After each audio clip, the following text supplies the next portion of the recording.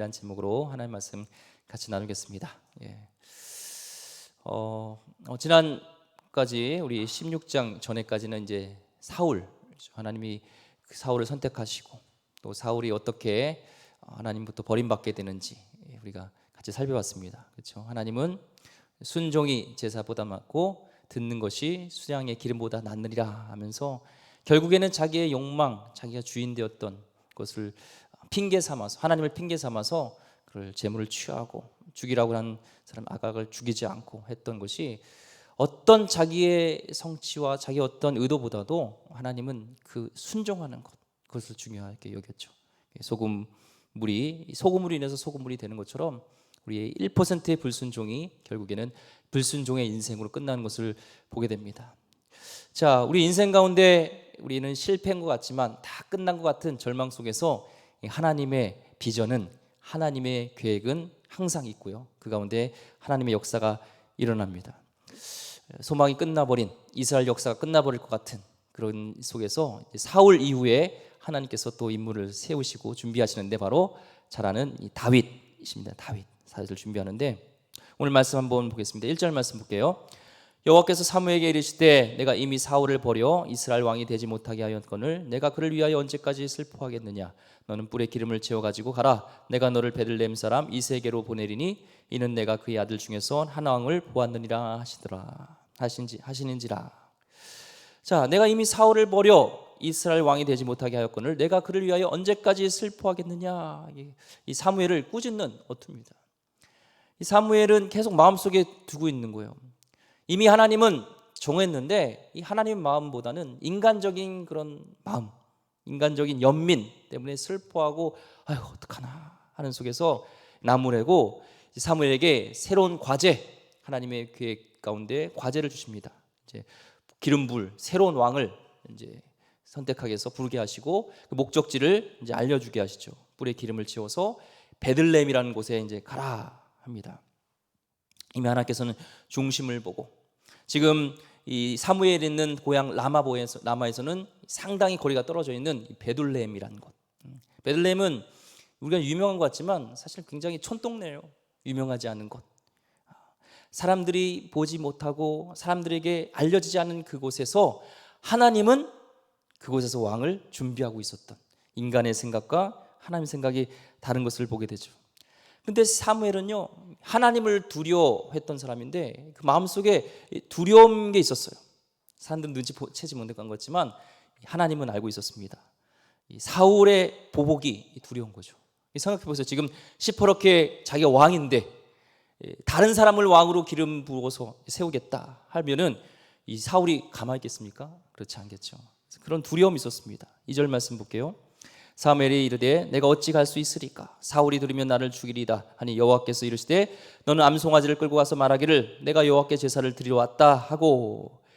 두려운 가운데 있어요. 사람을 두려워하는데 이제는 하나님의 명령이 떨어졌으니까 두려움을 뒤로하고 이제 명령대로 베들레헴으로 가게 됩니다. 이제 베들레헴 근처에 왔을 때 그곳에 있는 이 장로가 나와서 마중 나오면서 묻습니다. 4절 말씀에 사무엘이 여호와의 말씀대로 행하여 베들레헴 이름에 성읍 장로들이 떨며 그를 영접하여 이르되 평강을 위하여 오시나이까. 떨며 이 장로들이 떨었다는 거예요. 사무엘을 보고서 두려웠다는 것이죠. 왜 두려웠을까요? 사무엘이 험악하게 생겨서? 왜 두려웠을까요? 일단은 여기까지 사무엘과 지금 사무엘의 관계가 틀어졌다는 것을 소문이 난 거고, 두 번째는 이 구약 시대, 특히 이 시대는요, 이 선지자가 어떤 개인과 또한 마을과 그곳을 방문한다는 것은 하나님의 심판이에요. 심판에 대한 것들, 메시지가 있으니까 지금 이 장로들은 두려운 거죠. 아니 갑자기 사무엘 선지자가 아무런 예고도 없이 우리 마을에 찾아와 그 심판을 얘기한 거 아니야? 하면서 두려운 겁니다. 떨었던 거예요. 그 5절 말씀에 이르되 평강을 위함이니라. 내가 여호와께 제사로 왔으니 스스로 성결하고 와서 나와 함께 제사하자 하고 이새와 그의 아들들을 성결하게 하고 제사에 청하니라. 평강을 위해서 왔다 얘기를 합니다. 자, 보면요, 굉장히 아이러니해요. 지금 사무엘은 누굴 두려워했어요? 사울을 두려워했습니다. 근데 사실 사울은 누굴 두려워했냐면요, 사무엘을 두려워했어요. 그럼 지 장로들은 누굴 두려워하고 있어요? 사무엘을 두려워하고 있습니다. 결국에는 지금 이 시대의 이 상황을 지금 표현하는 것이 두려움입니다.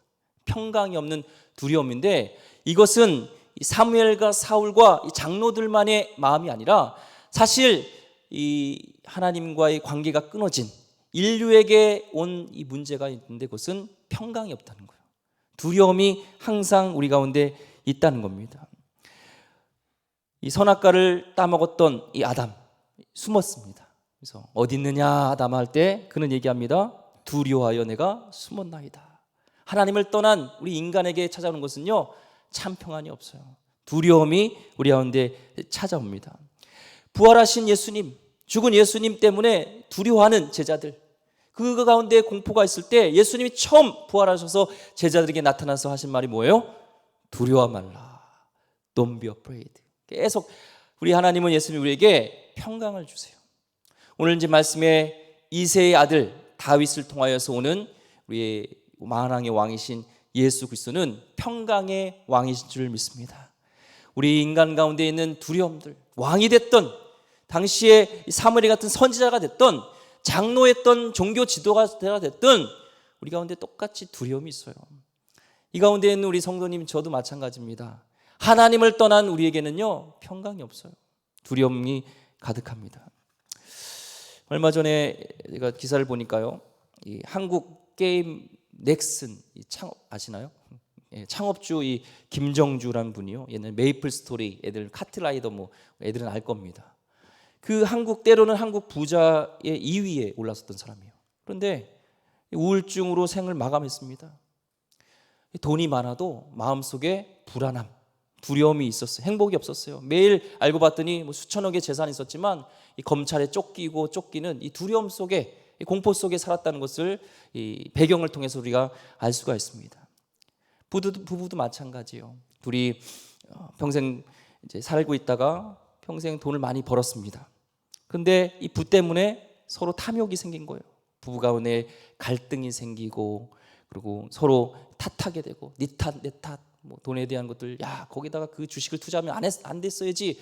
아이 그럼 당신 때문에 뭐 그런 거예요. 내가 하기도 하든 뭘 무슨 당신이 참견해 하면서 돈이 없을 때는 그냥 없으니까 그냥 같이 살았는데, 돈이 있다 보니까 서로 갈등 속에서 있는 가정, 이게 참 행복한 가정일까요?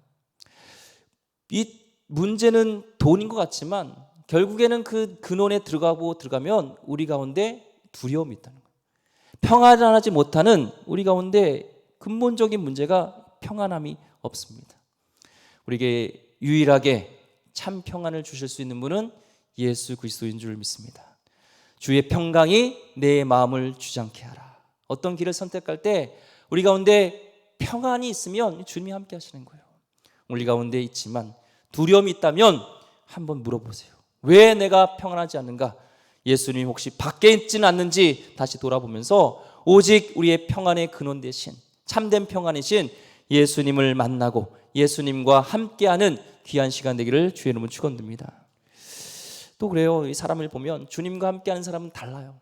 저 사람을 보면은 교회에서도 멀리서 저렇게 보면은 이 평안한 사람이 있어요. 근데 저기서 멀리 보면은 불안한 사람이 있어요. 저도 그럴 때가 있습니다. 지금은 주님의 평안으로 그런 것들이 많이 사라졌어요. 이게 결국에는 사람이 문제가 아니에요. 내 안에 예수님이 함께 하시면요, 평안이 있어요. 두려움이 없어요. 저 사람이 나한테 뭘 하든, 해코지를 하든, 저 사람이 나를 불편하게 하는 말을 하든 주님이 함께 하시는데 뭐. 그런데 주님이 없으면은 두려운 마음이 생기죠.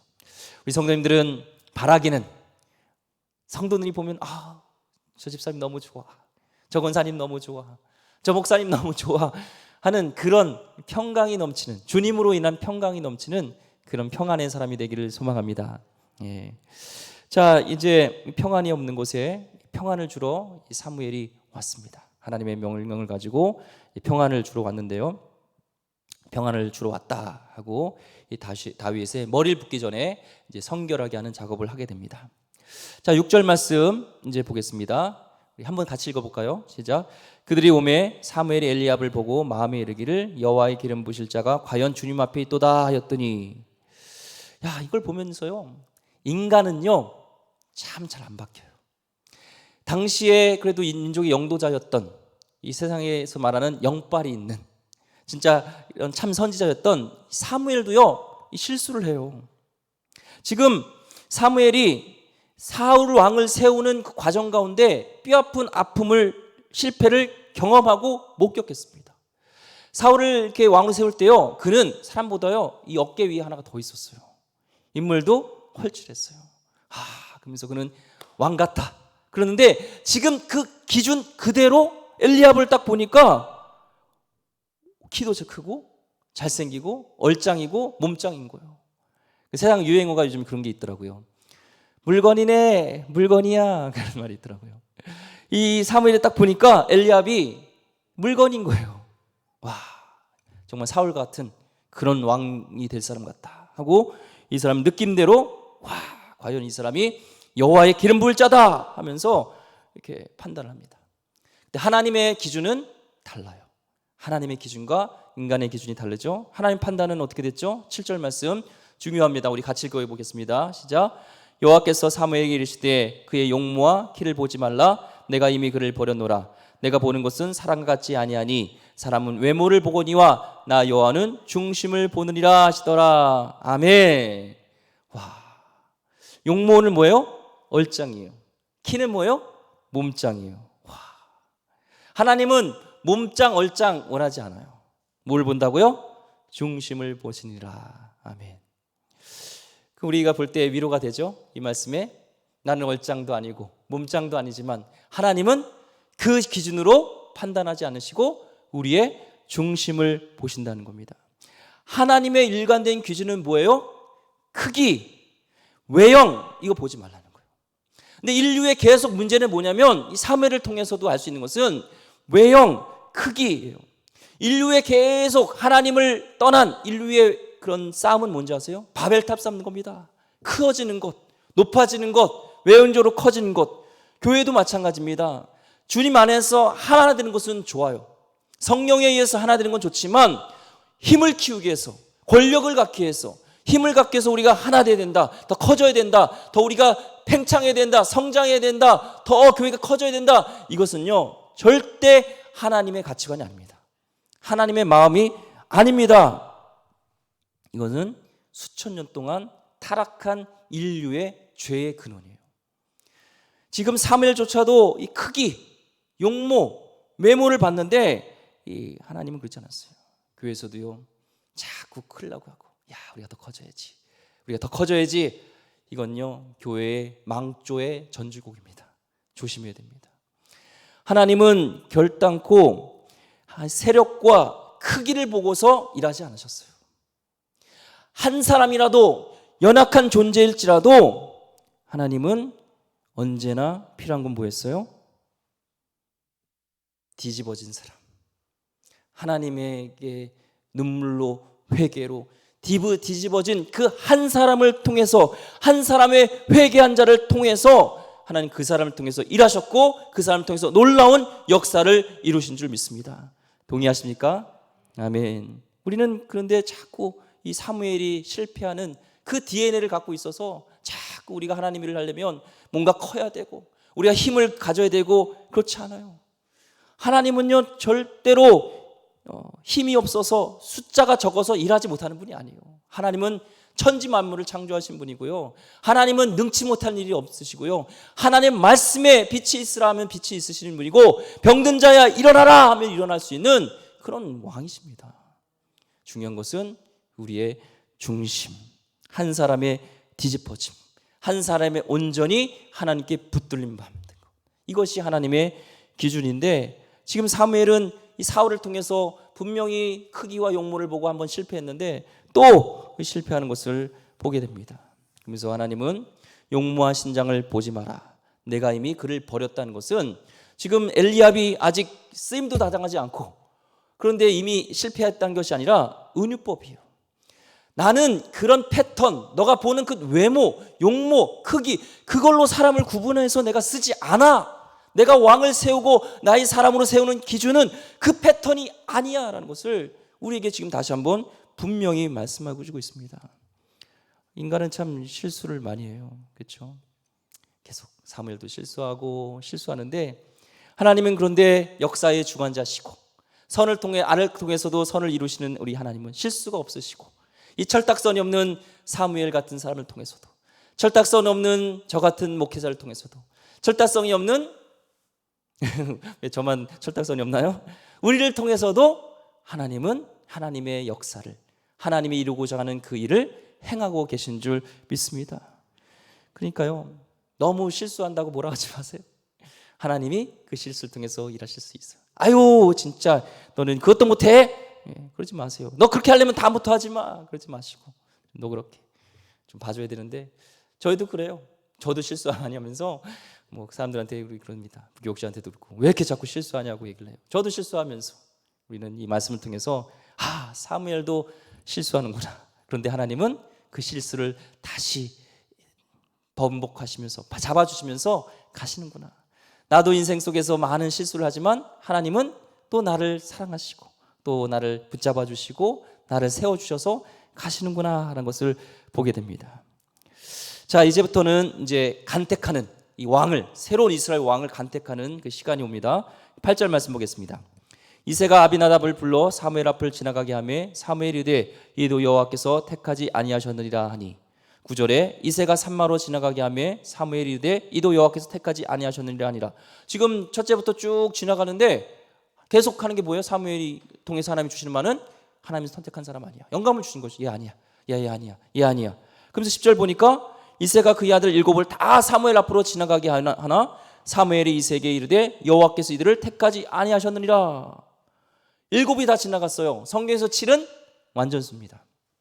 사무엘에게 이제 더 이상 내가 보여줄 아들들 없다는 거예요. 내가 할 만큼 내 아들들은 다 보였다는 거예요.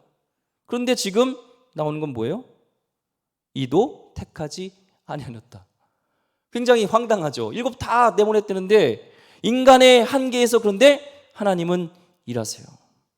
사무엘이 이새에게 질문합니다. 11절에 또 사무엘이 이새에게 이르되 네 아들들이 다 여기 있느냐? 이새가 이르되 아직 막내가 남았는데 그는 양을 지키나이다. 사무엘이 이새에게 이르되 사람을 보내어 그를 데려오라. 그가 여기 오기까지는 우리가 식사 자리에 앉지 아니하겠노라.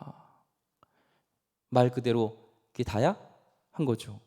그런데 이새는 뭐라면 대답 속에 하기 싫었는데 꺼내기도 싫었는데 아직 막내가 남았나이다. 다윗이 남아있느니라 이름도 안 해요. 막내가 남았다. 이 막내라는 것은 히브리어 말로 비속어예요. 꼬마, 찌끄러기, 꼬봉 하나 남았다는 거예요. 들에서 양을 지킨다는 것은 하찮은 일을 하고 있는 겁니다. 걔는 왕 될 사람 아닙니다. 하찮은 일을 하고 있는 막내 그런 사람입니다. 이 헬라에서도요 이름 서열 방식이 중요해요. 성경에서는 처음에 나오는 사람이 중요한 인물입니다. 이 사도행전 13장 1절에도 이 안디옥 교회 우리가 시간에 여러 얘기했지만 이 중요한 인물들이 쭉 나오잖아요. 그때 제일 중요한 안디옥 교회 인물이 누구냐면 바나바였어요. 왜요? 담임 목사였습니다. 이분이. 그리고 쭉 나오다가 젖동생 마나의 및 그리고 사울이라. 제일 중요하지 않은 인물이 누구예요? 맨 끝에 사울이에요. 및 사울이라는 것은 가로 밖의 인물입니다. 이름도 아직 바울이 아닌 사울이에요. 아직 예수님 회심했다 하지만 예수님 만나서 저자가 진짜 우리를 핍박하는 사람인지 아니면 진짜 회심하는지도 모르기 때문에 교회에서 일꾼을 세우지도 않은 사람인데 그러니까 그 사울 그래도 있으니까 및 사울이라 등등 있는 거예요. 지금 이 다윗이 그런 위치입니다. 꼬레비예요. 별로 중요하지 않게 됩니다. 그런데요, 그게 하나님이 일하시는 방식이에요. 베들레헴이라는 그런 초라한 동네. 7째 키가 헐칠하고 외모가 뛰어나고 이런 사람이 아니라 지금 양과 뒹굴고 있는 하찮을 일과 있는 막내 꼬레비, 스펙도 안 되고 세상에 볼 때는 아무런 그런 능력이 없어 보이는 조건이 없어 보이는 연약한 자를 통해서 하나님은 그 연약한 자를 통해서 일하신다는 겁니다. 최근에 정서적으로 건강한 제자라는 책을 보면서요, 우리에게 주신 선물 중에 한 개의 선물이라는 그런 내용이 있습니다. 한 개의 선물이 있다는 거예요. 그게 뭐냐면요, 하나님은 우리의 연약함을 통해서 일하신다는 거예요. 우리의 한계가 있기 때문에 그때가 하나님이 일하시기에 가장 안성맞춤하는 거예요.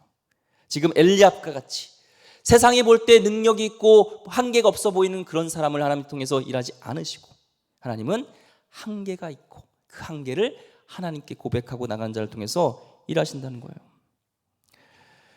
우리는 인생을 송두리째 뒤흔드는 육체적, 감정적, 외적 위기를 겪는 한계가 있을 수 있습니다.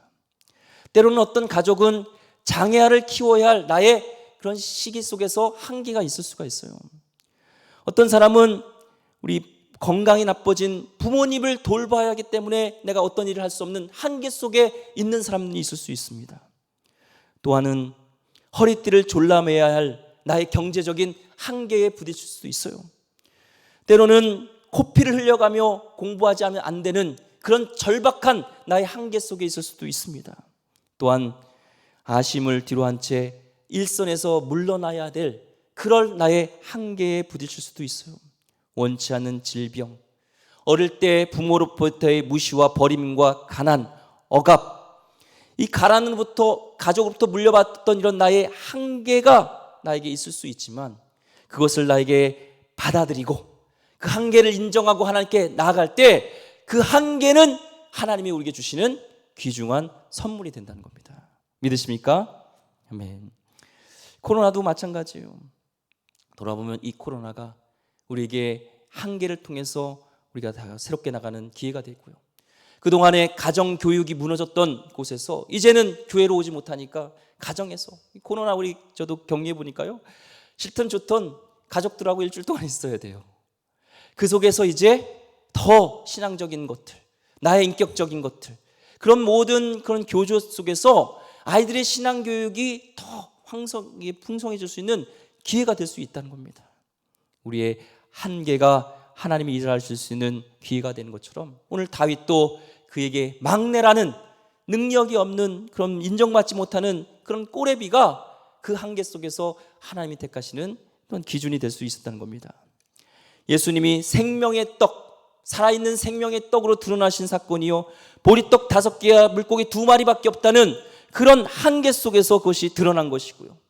기드온이 13만 5천 명이라는 미디안 군대를 무찌를 수 있었던 것은 300명밖에 없다는 그 한계 속에서 일어난 역사이며, 모세가 200만과 300만 되는 이스라엘 백성을 이끌 수 있었던 것은 그는 말이 어눌고 나는 나이가 80세 된 노인이라는 그 한계 속에서 드러난 하나님의 역사였습니다. 하나님이 백성을 향한 슬픔과 그 하나님의 애틋한 사랑을 알려주신 것은요, 에레미야의 그런 우울질을 통해서 그 한계 속에서 그는 그걸 드러낼 수 있었고요. 호세아 선지자는 하나님이 이 백성들을 얼마나 사랑하는지 그 사랑을 계시할 수 있었던 것은 본인이 비참한 그 결혼 생활 속에서 나오는 한계 속에서 그것이 드러날 수 있었다는 것입니다. 오늘 한계를 갖고 있는 이 다윗이 드디어 이제 들어옵니다. 양똥 냄새 나고 막 풍기며 꾀죄죄했겠죠. 그런데요, 사람의 볼 때는 한계이지만 하나님의 눈은 달랐습니다. 12절 말씀 보겠습니다. 이에 사람을 보내어 그를 데려오매 그의 빛이 붉고 눈이 삐어나고 얼굴이 아름답더라. 여호와께서 이르시되 이가 그니 일어나 기름을 부으라 하시는지라. 하나님이 사무엘을 통해서 이가 그자야, 내가 기름 붓고 왕으로 세우고자 하는 그자다, 내 마음에 합한 자다 하면서 기름을 붓게 하시는데요, 왜 하나님은 이 다윗을 하나님의 합한 자로서 조건을 보셨을까요? 눈이 붉고 얼굴이 삐어나설까요? 오늘 말씀은 달지 않았지만 이제 이후로 이제 다윗이 기름 부음을 받고 이 사울, 악신이든 이 사울에게 이제 하프를 키면서 이 테라피, 음악 테라피로서 테라피로서 이제 활동을 하게 되는데요. 어떻게 그가 궁중에 들어가게 되고 이 사울이라는 사람을 통해서 오히려 이 다윗을 궁에 들어가게 하는 그 모든 역사심과 또 그를 통해서 하나님이 왕으로 세우시고 이스라엘을 이끌어가게 되는 하나님의 사람으로 비전을 주시고 이끌어가는 일들이 쭉 일어나는데요, 이 중심을 보시는 하나님께서 다윗을 봤던 것은 18절입니다. 18절 말씀 우리 중요하니까 같이 읽어보겠습니다. 시작. 소년 중 한 사람이 대답하여 이르되 내가 베들레헴 사람 이새의 아들을 본즉 수금을 잘 탈 줄 알고 용기와 무용과 구변이 있는 준수한 자라. 여호와께서 그와 함께 계시더이다 하더라. 뭐예요? 여호와께서 그와 함께 계시는 거예요. 다윗을요, 시편에서도 보면요, 하나님이 다윗을 선택할 때는 그가 왕이 있을 때가 아니었습니다. 다윗이 그를 나의 마음에 합한 자로서 이미 이스라엘 왕으로 점지한 것을 찍었던 때는 언제냐면요, 양을 치는 우리했을 때요. 우리가 볼 때는 하찮은 인생인 것 같지만 그곳에서 다윗은 뭐 했어요? 하나님을 예배했습니다. 하나님을 함께 있었습니다. 환경이 어떠하든지 한계 속에서 하나님을 예배하고 하나님을 인정하고 하나님을 주인을 모시고 하나님과 함께 했던 그 다윗, 하나님은 그거면 되는 겁니다. 여러분, 사람이 우리가 계획을 세우죠. 플랜을 세우죠. 그 뜻대로 잘 됩니까? 안 되죠. 잘 안 돼요. 우리 뜻이요. 다윗이 지금 왕이 되려는 계획을 세웠습니까? 궁에 들려가려고 하는 계획을 세웠습니까? 아니에요. 그의 계획은 하루하루 하나님과 동행하며 하나님을 인정하며 주어진 이 주권에서 하루에 하나님을 인정하면서 하나님께 최선을 다하면서 내가 하는 이 양을 치는 일을 통해서도 하나님을 위한 것이고 하나님 영광 받으시길 원하고 하나님을 예배했던 그것이 결국에 하나님께서 그를 찍으시고 하나님의 비전에 붙들린 바 되어서 이스라엘 백성에 이끄시며 이스라엘 역사에서 가장 위대한 왕이 되게 하는 것은 하나님의 중심에 합한 자였던 겁니다. 여러분, 한계를 인정하고 하나님께 나아가기를 원합니다. 그 한계를 통해서 그 한계는 내가 어떻게 극복할 수 없어요. 양우리를 치는 나의 인생은 어떻게 할 수 없어요. 베들레헴에서 그런 초라한 인생은 내 가족에게서 물려받은 한계는 어쩔 수가 없어요. 하지만 하나님 꿈에 붙들린 바 되면 나의 외모와 나의 경제적인 상황과 나의 모든 것이 연약할지라도 하나님의 붙들림 받게 되어지면, 하나님 꿈에 붙들림 받게 되어지면 하나님은 그를 궁에도 들어가게 하시고 이스라엘의 민족의 왕으로도 세우는 하나님의 귀한 사람이 되는 줄 믿습니다. 위기 속에 있죠. 그것이 우리의 기회가 될 수 있어요. 또 이 코로나를 통해서 참 성도님한테 제가 또 이제 격리가 되니까 죄송하고 교회를 못 나오니까 또 왜 내가 이런 코로나에 걸려야 되나 이런 생각, 남대로 조심도 하고 또 어디서 걸렸는지도 모르겠어요. 물론 가족을 통해서 이렇게 됐지만 지금 뭐 어디서 걸릴지 몰라요. 그런데요, 그 나의 한계 속에서, 어려움 속에서요, 그것이 우리의 저의 기회가 됐습니다. 하나님을 깊이 더 예배하고 잠잠하게 침묵하면서 하나님을 만나는 시간을 제가 잃어버렸었어요. 설교의 중심이 되어지고 일 쪽에 바쁘고 돌아보면서 나 자신의 지금 신앙생활, 하나님이 나에게 지금 바라보시는 목사로서의 강욱준이 아니라 하나님의 자녀로서의 강욱준은 어떤 자인가? 아빠로서의 강욱준은 어떤 존재인가? 남편으로서의 강욱준은 어떤 존재인가? 자식으로서의 강욱준은 어떤 존재인가? 라는 것을 보면서 회개하는 그런 시간을 갖고 하나님과 그런 대화하는 시간들을 갖게 됐던 한계가 나에게 오히려 선물이었습니다. 그래서 이 시간을 저는 계속 이제 누리려고 하고, 중요한 것은 나의 사역의 큰 확장, 이건 하나님이 쓰시면 좋겠지만 그런 것보다도 있는 곳에서 하루하루 다윗처럼 하나님을 인정하고 하나님께 붙들림 받는 사람 되면 그 꿈은 하나님이 이루가세요. 나의 꿈을 내려놓고 하나님께 붙들림 받는 그런 하나님의 귀한 백성 되기를 주의 이름으로 축원드립니다. 기도하겠습니다. 하나님 감사합니다. 하나님, 다윗을 선택하신 하나님, 그가 잘나서도 아니요, 그가 어떤 위대한 것도 아니요, 오직 중심 하나, 하나님과 동행하고자 했고, 하나님 있는 곳에서 한계가 있을지라도 하나님을 예배하고 하나님을 사랑했던 다윗처럼 우리도 하나님을 더 사랑하고 하나님과 동행하고 하나님과 꿈꾸는 하나님의 비전을 이루는 하나님 사람들 되게 하여 주시옵소서. 하나님, 우리의 한계가 있습니다. 육체적인 한계, 우리의 생활의 바운더리의 한계, 또 나의 여러 가지 어려움으로 인한 한계가 있지만 그 한계가 또한 하나님과 만나게 되어지면 그것이 축복이 될 수 있고 그것이 하나님 선물인 것을 인정하면서 주님 꿈에 붙들림 받는 우리 성도님 다 되게 하여 주시옵소서. 귀하신 예수 그리스도 이름으로 기도드립니다. 아멘. 우리 찬양